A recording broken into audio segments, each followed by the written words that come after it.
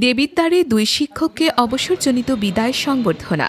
কুমিল্লার দেবিদ্বারে সহযোগিতা কল্যাণ ফাউন্ডেশনের উদ্যোগে অবসরপ্রাপ্ত দুই শিক্ষককে বিদায় সংবর্ধনা দেয়া হয়েছে।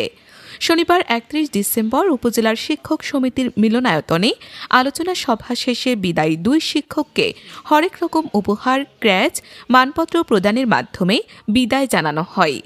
বিদায়ী ওই দুই শিক্ষক হলেন আবদুল্লাপুর উত্তর সরকারি প্রাথমিক বিদ্যালয়ের সাবেক প্রধান শিক্ষক মোহাম্মদ মফিজুল ইসলাম, গৌরসার সরকারি প্রাথমিক বিদ্যালয়ের সাবেক প্রধান শিক্ষক মোহাম্মদ হারুনুর রশিদ।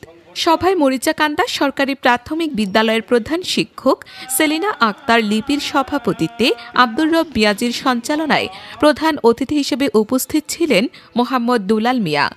এর আগে অনুষ্ঠানে স্বাগত বক্তব্য রাখেন সহযোগিতা কল্যাণ ফাউন্ডেশনের প্রতিষ্ঠাতা ও সম্পাদক মিজানুর রহমান এলটি।